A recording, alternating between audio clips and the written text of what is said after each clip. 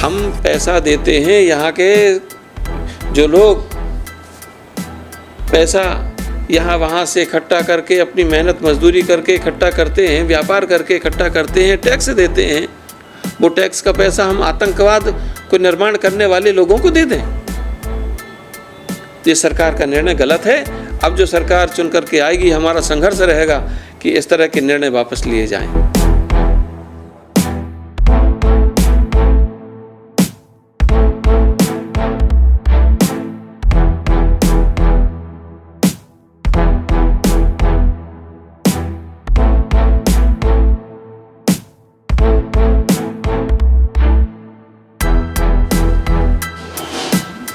कैसा रहा चुनाव? किसके चुनाव में थे? नहीं, किसके साथ में थे आप लोग चुनाव? केंद्र की योजना से जो विधानसभा क्षेत्र दिए थे आधारित किया था। अच्छा, बाजू में एक क्षेत्र थे। कौन कौन सा? हमारा वडाला विधानसभा थी और शिवपुर विधानसभा थी। वडाला एक में तो हमारा सिटिंग एमएलए ही था। महाराज जी, आपका बहुत बहुत स्वागत है। मुंबई आप पधारे हैं, मुंबई माया नगरी में। किस तरह से आपका ये सफ़र रहा है, क्या कहना चाहेंगे मुंबई माया नगरी में? ये मुंबई को मायापुरी कहा जाता है, माया नगरी कहा जाता है। यहाँ पर महामाया, माँ भगवती, महालक्ष्मी, मुंबा मैया विराजमान हैं। ये अर्थ की तो नगरी है, लेकिन हम सोचते हैं अर्थ के साथ में अध्यात्म की नगरी भी बने। कभी कभी अति संपत्ति विपत्ति का कारण बन जाती है और बिना संपत्ति के काम भी नहीं बनता है। हम चाहते हैं कि जीवन में संपत्ति भी हो, धन भी हो, वैभव भी हो, ऐश्वर्य भी हो, लेकिन मन में शांति भी हो। तो अशांतस्य कुतः सुखम, सुख का सुख ही तब मिलता है जब हमारे जीवन में शांति होती है। इसीलिए इस मायापुरी मुंबई में हमारा चातुर्मास व्यतीत हुआ। अब चातुर्मास के बाद में यहाँ पर 1.25 करोड़ माँ भगवती के बीज मंत्रों की आहुतियाँ दी जाएंगी।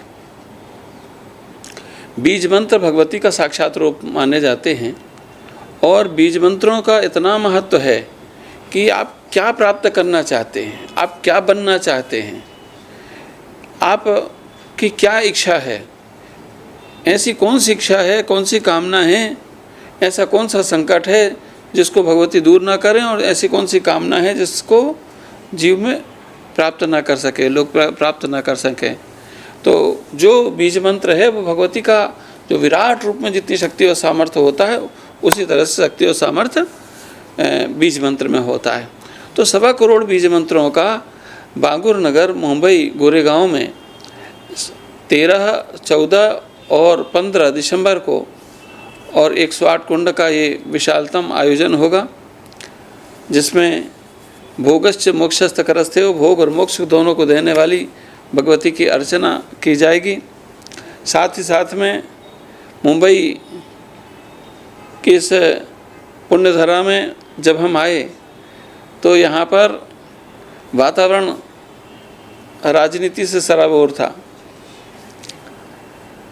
यद्यपि हम लोग पर पार्टी निरपेक्ष भाव रखते हैं, लेकिन हम भी एक सनातन धर्म के धर्माचार्य होने के नाते हमारी भी अपनी कुछ जिम्मेवारी हैं सनातन धर्म के प्रति, इस राष्ट्र के प्रति और संपूर्ण समाज के प्रति। हमारे यहाँ पर इस भगवे रंग को बड़ी श्रद्धा से देखा जाता है, भाव से देखा जाता है। यह रंग समाज के लिए अपना त्याग करता है और जब कोई एक व्यक्ति जो कांग्रेस के अध्यक्ष हैं खड़गे जी, वो इस भगवे के लिए टिप्पणी करते हैं, और भगवे के लिए टिप्पणी कोई कांग्रेस की ओर से पहली बार नहीं की गई है। अनेक बार जो त्याग, संयम, आध्यात्मिक चेतना का स्वरूप जो भगवा रंग रहा है, उसको अपमानित करने का काम किया है। खड़गे जी ने भी वही किया। उन्होंने कहा, भगवे रंग पर टिप्पणी की कि भगवे रंग को उतार करके और राजनीति करें। मुझे समझ में नहीं आता कि राजनीति अपनी जगह में है, राजनीति के लिए बहुत सारे विषय हैं। क्या एक भगवा रंग का ही विरोध किया जाएगा? क्या सनातन का ही विरोध किया जाएगा? क्या भारतीय हमारी सनातन आध्यात्मिक चेतना जो विश्व का कल्याण हो कहती है, हम ही हैं जो विश्व का कल्याण की कामना करते हैं, हम ही हैं, हमारे वेद शास्त्र हैं जो कहते हैं उदार चरितानाम वसुधैव कुटुंबकम, कि सारा विश्व वसुधा हमारा परिवार है और सबके कल्याण की कामना, सर्वे भवन्तु सुखिनः सर्वे सन्तु निरामया की भावना हमारे द्वारा ही प्रकट की जाती है।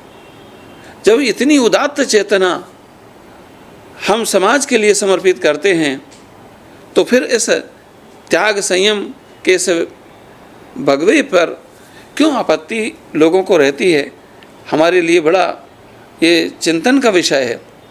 जहाँ एक तरफ एक वर्ग विशेष है, पूरे विश्व के अंदर में देख लीजिए, एक वो संस्कृति है जो आतंकवाद का सृजन कर रही है, आतंकवाद को जन्म दे रही है। एक संस्कृति वो है जो आतंकवाद का पोषण कर रही है। उनके बीच में हम पुरातन काल से देख लीजिए, चाहे वो आतंकवाद का सृजन करने वाली इस्लामिक सत्ता हो, चाहे क्रिश्चियनिटी जो आतंकवाद का पोषण करने वाली हो, हमने दोनों को गले से लगाया, लेकिन परिणाम हमें क्या मिला? हमारे गले काटे गए। तलवार के बल पे धर्म का परिवर्तन करवाया गया और इन सब छद्म बातों के साथ साथ में हमारे सनातन धर्म को चोट पहुंचाई गई, हमारी आस्था को चोट पहुंचाई गई। हमारे मठ मंदिर देवालय उनको सबको तिरोहित किया गया। और एक बड़ी घटना वर्तमान में देखने को मिली, जहाँ पर तिरुपति बालाजी का जो मंदिर है, उस तिरुपति बालाजी के मंदिर में गोमांस यदि धोखा से भी किसी के जीवा में चला जाए तो उसका कोई प्रायश्चित नहीं है। बाकी सबका प्रायश्चित है, लेकिन गोमांस यदि कोई ग्रहण कर ले तो इतना बड़ा महापाप हो जाता है, इतना बड़ा महापातक स्वरूप हो जाता है, उसका कोई प्रायश्चित नहीं है। और तिरुपति बालाजी जैसे धर्मालय में, मंदिर में, विश्व का सबसे बड़ा प्रतिष्ठित आस्था का केंद्र, सनातन धर्म के सबसे बड़ी आस्था का केंद्र जो तिरुपति बालाजी का मंदिर है, वहाँ पर गोमांस, गोचर्बी, मछली का तेल मिला करके और प्रसाद के रूप में और वहाँ पर बालाजी को चढ़ा करके लोगों को बांटा गया। आप समझ जाइए, वहाँ पर जगन मोहन रेड्डी का शासन था उस समय। जगन मोहन रेड्डी ने खुल करके ईसाईयत का प्रचार और प्रसार किया, पूरा संसाधन अपने लगाए, और जो लोग ईसाई नहीं बन पाए उनको धर्म से कैसे भ्रष्ट किया जाए, इसके लिए उन्होंने गोमांस, गोचर्बी मिला करके और सनातन धर्मियों की आस्था पर, आस्था ही नहीं, ध्यान रखिएगा, धन पर चोट पहुंचाई है। हमारा धन चला जाए दोबारा आ जाएगा, हमारा पद चला जाए दोबारा आ जाएगा, लेकिन विचार किया जाए, यदि एक बार धर्म चला जाए तो फिर वह दोबारा नहीं आ सकता। आपने हमारे धर्म पर चोट पहुंचाई है, और इसमें सभी राजनीतिक दल के लोग, चाहे जो हिंदुत्ववादी संगठन हैं, चाहे वो आरएसएस हो, विश्व हिंदू परिषद के लोग हों, वो लोग शांत क्यों बैठे हैं? भारतीय जनता पार्टी के लोग शांत क्यों बैठे हैं? छोटे छोटे मुद्दों पर तो आवाज़ उठती है, लेकिन इतना बड़ा धर्म को भ्रष्ट करने वाला, जहाँ पर रामलला की प्रतिष्ठा का हम उत्सव मना रहे थे, उसी मंदिर में ले जा कर के 1.25 लाख वहाँ पर लड्डू चढ़ाए गए। अब 1.25 लाख लड्डू लोगों को बांटे गए होंगे। अब विचार करिए कि कि वो 1.25 लाख लड्डू 1.25 लाख लोगों ने ही नहीं, तिनका तिनका करके कितने लोगों ने खाया होगा, कितने लोगों का आपने धर्म से भ्रष्ट कर दिया। हमारे यहाँ आहार शुद्धौ सत्व शुद्धौ सत्व शुद्धौ ध्रुवा स्मृति की भावना रखी जाती है, आहार शुद्धि पर ध्यान रखा जाता है, लेकिन कितना बड़ा कुठाराघात किया गया हमारे सनातन धर्म के साथ। और सनातन धर्म से संदर्भित जितने भी लोग हैं वो शांत क्यों बैठे हुए हैं? विचार किया जाए, भारतीय जनता पार्टी की केंद्र में सरकार और वहाँ पर तिरुपति जय बालाजी का मंदिर में एक ईसाई व्यक्ति को वहाँ का चेयरपर्सन बना दिया जाता है जगन मोहन रेड्डी की तरफ से। कोई आवाज़ क्यों नहीं उठाता? इसलिए नहीं उठाता क्योंकि उस समय राज्यसभा के लिए और तमाम तरह के कई सारे विषय थे जिन पर लोगों को समर्थन की आवश्यकता थी सरकार को। तो थोड़े से समर्थन के लिए हमारे सनातन धर्म के देवालय हैं उनको भ्रष्ट किया गया, हमारे धर्म के मानने वाले लोगों को भ्रष्ट किया गया, धर्म से विरत किया गया। अब हमारा यह संकल्प है कि जितने भी हमारे देवालय हैं, जितने भी धर्म स्थान हैं, सबको मुक्त किया जाए राष्ट्रीय और सरकारी व्यवस्था से, क्योंकि धर्म का संचालन धर्म की सत्ता के द्वारा होना चाहिए, ना कि सरकारी सत्ता और राज्य सत्ताओं के द्वारा होना चाहिए। राज सत्ता और धर्म सत्ता धर्म को न समझती हैं, न उसकी मर्यादा और गंभीरता को समझती हैं। इसलिए आवश्यकता है कि धर्म की रक्षा करनी है तो हमें वैदिक सनातन बोर्ड की स्थापना हमें करनी पड़ेगी। और उसकी मांग एक धर्माचार्य होने के नाते हम करते हैं कि भारत की सरकार एक वैदिक सनातन बोर्ड की स्थापना करे और उस बोर्ड में सिर्फ धर्माचार्य ही हों, कोई राजनीतिक दल के व्यक्ति ना हो, कोई ऐसे संगठनों के व्यक्ति ना हो, सिर्फ और सिर्फ संत महापुरुष ही रहेंगे। और प्रामाणिक रूप से जो संत हैं, महात्मा हैं, वो लोग उसके सदस्य रहें और सारा नियंत्रण जितने भी धर्म स्थल हैं उनका सबका नियंत्रण यदि होना चाहिए तो उस वैदिक सनातन बोर्ड के पास में होना चाहिए। महाराज जी, महाराष्ट्र में जैसे मुंबई की धरती पर आप हैं, अभी ये इलेक्शंस हुए, वहाँ पटोगे कटोगे इस तरह की जो राजनीति है, इस तरह की राजनीति हुई, धर्म को लेकर राजनीति हुई और ये अमूमन हो भी रहा है ज़्यादातर। क्या कहना चाहेंगे इस बारे में? और साथ ही साथ वोट जिहाद का भी एक जो परंपरा शुरू हुई उस पर क्या कहना चाहेंगे? हम समझते हैं कि जिहाद जैसा शब्द हिंदुस्तान की सनातन धरती पर यदि नाम लिया जा रहा है तो ये बहुत एक दुर्दांत विषय है, विभत्स विषय है। इससे बड़ा जाहिल विषय और कोई हो नहीं सकता कि जहाँ पर हम वैदिक सनातन परंपरा को मानते हैं और देश का विभाजन यदि हुआ तो धर्म के आधार पर हुआ, धर्म के आधार पर हुआ। हिंदुस्तान हिंदुओं के लिए और पाकिस्तान और बांग्लादेश मुस्लिम पक्ष के लिए बनाया गया। अब विचार किया जाए जो लोग यहाँ पर बराबर का अधिकार मांग रहे हैं वो किस मुँह से मांग रहे हैं, किस बिना पे मांग रहे हैं? हम चाहते हैं कि हिंदुस्तान में जो विभाजन हुआ था देश का तो वो धर्म के आधार पर हुआ था। तो हिंदुस्तान की तकदीर का निर्णय कौन करेगा? यहाँ के मूल निवासी करेंगे, जिनके लिए हिंदुस्तान बना वो लोग करेंगे। वोट देने का अधिकार सिर्फ सनातन धर्मियों को होना चाहिए, हिंदू धर्मावलंबियों को होना चाहिए। हम सरकार से मांग करते हैं ताकि ये वोट जैसा जिहाद जैसा विषय हमेशा हमेशा के लिए समाप्त हो जाए, लव जिहाद जैसा विषय समाप्त हो जाए। हम भी यह भी चाहते हैं, नहीं तो हमारी बेटी किसी फ्रीज में पाई जाए, किसी बैग में पाई जाए, हम ये नहीं कभी कदापि नहीं चाहेंगे। हम चाहते हैं मुस्लिम संप्रदाय के बेटे बेटी उस संप्रदाय में विवाह करें, हिंदू संप्रदाय के बेटे बेटी हिंदू संप्रदाय में विवाह करें, अपने माता पिता के और विचारों से वो करें, चाहे वो संप्रदाय के लोग हों चाहे इस संप्रदाय के लोग हों।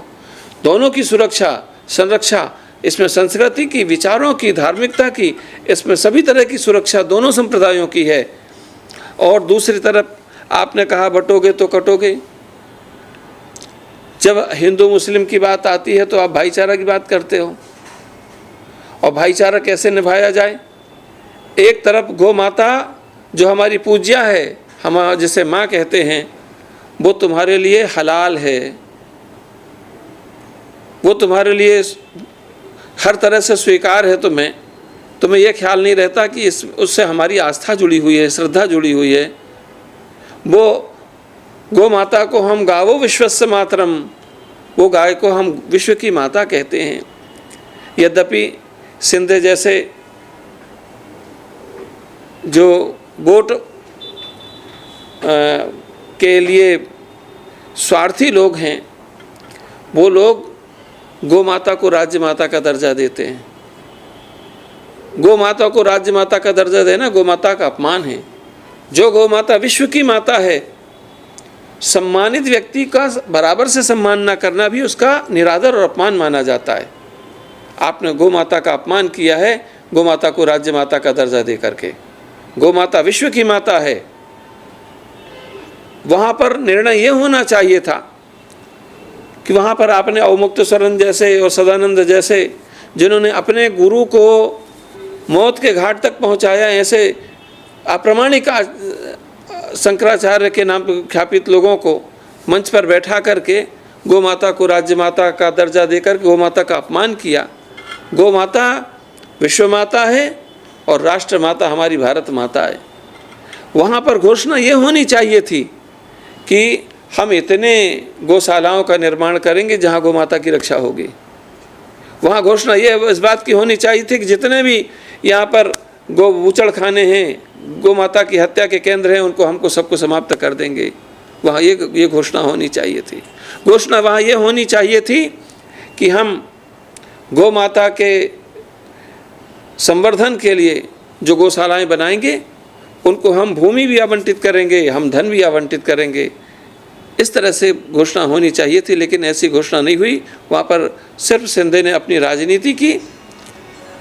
और हम चाहते हैं, हमने स्वतंत्र रूप से निर्णय लिया है, गौ माता की प्रतिष्ठा नकली फर्जी शंकराचार्यों के द्वारा गोध्वज के स्थापना से नहीं होने वाली है। गौ माता की रक्षा फर्जी यात्राएं करने से नहीं होने वाली है। गौ माता की प्रतिष्ठा और गौ माता की रक्षा यदि होने वाली है तो हमने निर्णय लिया है कि 1008 गौशालाओं का निर्माण हम पूरी भारत की भूमि पर करेंगे। साथ में अभी हमने 3 गौशालाओं का यहाँ पर हमारे पास में भूमि भी लोगों ने दी है, उसका जल्दी ही हम कार्य शुभारंभ करेंगे। जी कुछ ऐसे फर्जी बाबा है जो पॉलिटिक्स में भी अलग अलग गुटों में दिख रहे हैं काफ़ी ज़्यादा, वो शायद वोट के लिए है या वोट बांटने के लिए, किसी चीज़ के लिए, उस बारे आप समझिए कि बाबा कभी फर्जी होता ही नहीं, समझ गए ना। जिनको आप बाबा के फर्जी बाबा कह रहे हैं, वस्तुतः वो लोग बाबा ही नहीं हैं, संत ही नहीं हैं। संत के रूप में वो एक गोरख धंधा करने के लिए इस तरह के लोग समाज में आ जाते हैं। वो बड़े अल्पकालिक होते हैं, छोटे मोटे स्वार्थों की सिद्धि के लिए वो ऐसा कार्य करते हैं। उनके तरफ हमें ध्यान नहीं देना है। हमें तो उनके तरफ ध्यान देना है जो सनातन धर्म के लिए और राष्ट्र के लिए, समाज के प्रत्येक व्यक्ति के लिए, और मैं तो समाज क्या विश्व के संपूर्ण जगत के कल्याण के लिए जो कार्य कर रहे हैं, सबके अभ्युदय के लिए बात कर रहे हैं, हमें उनकी चर्चा करनी चाहिए। गुरुजी, लोकसभा चुनाव की बात करें या महाराष्ट्र विधानसभा चुनाव की बात करें, एक समुदाय जो है खुलकर विपक्ष को अपील करता है, अपने लोगों के वोटर को अपील करता है कि कांग्रेस को वोट दे या शिवसेना उद्धव को वोट दे, लेकिन हिंदुत्व एक नहीं हो रहा है। हिंदुत्व को अलग अलग हिस्सों में बांट दिया गया। उसी का परिणाम तो कहा गया कि बटोगे तो कटोगे। बात आप समझिए उस चीज़ को। ये वोट जिहाद जो है वो हमने इसीलिए कहा कि वोट देने का अधिकार ही समाप्त कर देना चाहिए। भाई, हमारे घर का निर्णय हम करेंगे या हमारे घर का आने वाला मेहमान करेगा? हम तो कुत्तों को भी रोटी डालते हैं। 1947 के बाद में यदि इस हिंदुस्तान में आप हैं तो आप हमारे लिए सिर्फ कुत्तों के समान हैं। आप पड़े रहिए, आपको 2 रोटी डालेंगे। हाँ, भारत की सरकार को चाहिए एक निर्णय करे, और वो निर्णय ये होना चाहिए कि पाकिस्तान में जो हमारे हिंदू भाई हैं, बांग्लादेश में जो हमारे हिंदू भाई हैं, उनको हिंदुस्तान लाया जाए, और जो यहाँ पर तमाम लोग हैं, उनको जहाँ चाहते हैं, जिनके अनुसार, उनके धर्म के अनुसार जहाँ पर कानून बने हुए हैं वहाँ पर उनको निवास मिला है, वहाँ वो जाएं। आप समझिए कि ये हिंदुस्तान है, हम चाहते हैं कि ये वैदिक सनातन हिंदू राष्ट्र बने, जहाँ पर राम राज्य की संकल्पना हो। सिर्फ हिंदू राष्ट्र नहीं, हम राम राज्य भी चाहते हैं, जहाँ दैहिक दैविक भौतिक तापा राम राज्य का हो नहीं व्यापा, हम ये चाहते हैं। और इसका निर्णय करने के लिए जो कांग्रेस और तमाम तरह के संगठन काम कर रहे हैं कि जातिगत जनगणना होनी चाहिए, हमको जातियों में वर्गों में बांटने की चेष्टा कर रहे हैं, हम उसका कभी भी समर्थन नहीं करते और कठोर निंदा करते हैं कि जो हमको बांटने की चेष्टा कर रहा है उसे देश में सरकार नहीं, उस किसी राजनीति करने का किस तरह का कोई अधिकार नहीं है। महाराज जी, लॉरेंस बिश्नोई का केस काफ़ी ज़्यादा सुर्खियों में था, हिरन केस को लेकर, सलमान खान के जो हिरन केस को लेकर, इस पूरे केस घटनाक्रम को आप किस तरह से देखते हैं और इससे कहीं ना कहीं किसी कम्युनिटी का भी नाम खराब हो रहा है, आपको ऐसा ही लगता है? ये बहुत ज़्यादा, देखिए, बात समझने की ये है, हम हिंदू धर्म के धर्माचार्य होने के नाते हमारे यहाँ ये परंपरा व्यवस्था है, हिंसा दूयेते अस्य स हिंदू, जो हिंसा से दूर रहे वही हिंदू है। आप समझिए, एक चींटी को मारने को भी हम पाप और अपराध मानते हैं। आपने एक जीव की हत्या कर दी और निर्मम हत्या कर दी। एक समुदाय विशेष है, एक जाति विशेष है, एक वर्ग विशेष है जिसकी आस्था उस पशु से लगी हुई है, हरिण से जुड़ी हुई है। आपने उनकी आस्था को चोट पहुंचाया और हिंसा भी की। और जब कानून काम नहीं करता है, न्यायालय अपना जिम्मेदारी नहीं निभा पाती है, आंखों में पट्टी बांध करके और अपने पैसा, पद, प्रतिष्ठा और राजनीतिक वैभव को दिखा करके और वहाँ से आप मुक्त हो जाते हैं, ऐसी परिस्थिति में आप समझिए कि फिर लॉरेंस बिश्नोई जैसे लोग पैदा हो करके फिर वो जिम्मेदारी को निभाते हैं। और हम तो ये भी चाहते हैं कि सनातन धर्म की रक्षा करने के लिए अब हमें आवश्यकता है कि हम 1000 लॉरेंस बिश्नोई पैदा करें, और वो 1000 लॉरेंस बिश्नोई हम ये व्यवस्था हम स्वयं संभाल लेंगे कि 1000 लॉरेंस बिश्नोई हम इस समाज के अंदर में पैदा करेंगे, और जो पूरे राष्ट्र की रक्षा के लिए काम आएंगे, जो समाज की रक्षा के लिए काम आएंगे, सनातन धर्म के लिए जो आवाज़ उठाएगा, सनातन धर्म के लिए जो निरादर करेगा, जो हमारे शिवलिंग पर आवाज़ उठाते हैं वो लोग आवाज़ उठाते हैं, जो एक जाहिल आदमी जिसने अपनी बेटी के साथ में कुकर्म किया, जो जाता है तो 72 हूरों के पास में जाकर के नीले घोड़े में बैठ कर के जिसका नुपुर शर्मा ने आवाज़ उठाई तो उसको सर तन से जुदा की बात उठाने लगे। ऐसे जाहिल आदमी की ये संतानें, सूअर को भी हम शुद्ध पवित्र मानते हैं, सूअर से भी गंदी ये कौम, जो बटोगे तो कटोगे, ये इस स्थिति पर हमको लाने वाली स्थिति को पैदा करने वाली ये कौम। अब आवश्यकता है ऐसी कौम के लिए हमको 1000 लॉरेंस बिश्नोई जैसे संगठन पैदा करने पड़ेंगे, जो 1000 प्रकार के संगठन चलेंगे, जो हमारे सनातन धर्म की भी रक्षा करेंगे, जो हमारे सनातन धर्म के साथ साथ में हमारे राष्ट्र की भी रक्षा करेंगे, जो इस तरह का प्रश्न उठाएंगे, सनातन धर्म के मजाक बनाने वाले, सनातन धर्म पर उल्टी सीधी फिल्में बनाने वाले, पीकी जैसे फिल्म बनाने वाले लोगों को नकेल कसने का काम ये लॉरेंस बिश्नोई जैसे संगठन करेंगे। जी महाराज जी, आखिर में सवाल ये है कि हमारे जो सिलेबस है, जो पढ़ाई लिखाई करते हैं बच्चे, उनमें ज़्यादातर ऐसे विषय होते हैं जिनकी शायद आज देश के बच्चों को ज़रूरत भी नहीं है, वो सब जो चीज़ें आज का। अरे आपने बड़ी अच्छी बात कही। ये हिंदुस्तान, ये वैदिक सनातन धर्म जहाँ से उत्पन्न होकर के सारे विश्व को एक संदेश देने वाला, आज वही वेदों के देश में हम वेदों की शास्त्रों की शिक्षा नहीं दे सकते, अपने ही देश में नहीं दे सकते। हम शास्त्रों की शिक्षा नहीं दे सकते, हम वेदों शास्त्रों की शिक्षा नहीं दे सकते, हम धार्मिक शिक्षा नहीं दे सकते। क्यों नहीं दे सकते? संविधान में धारा 30 है, धारा 30 है। उस आर्टिकल 30 के तहत ऐसा प्रावधान है कि इस्लामिक लोग अपनी शिक्षा दे सकते हैं, क्रिश्चियन अपनी शिक्षा दे सकते हैं, बौद्धिस्ट अपनी शिक्षा दे सकते हैं, लेकिन नहीं दे सकते तो हिंदू धर्म को मानने वाले लोग, जो हिंदू धर्म इस मिट्टी का से पैदा हुआ धर्म है, इस मिट्टी का ही मूल धर्म है, उसको उसकी धार्मिक शिक्षा नहीं दी जा सकती। हम तो इसीलिए भी नाराज़ हैं सिंधे से कि उन्होंने एक तो गौ माता का अपमान किया, नकली फर्जी शंकराचार्यों को बुलाया, और साथ साथ में उन्होंने एक अपराध और किया। वो काम क्या किया?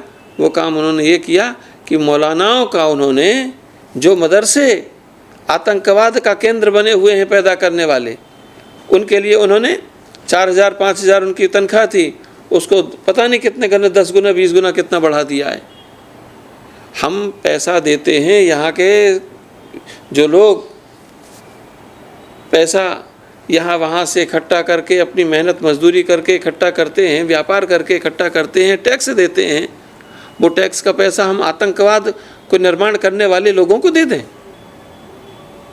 ये सरकार का निर्णय गलत है।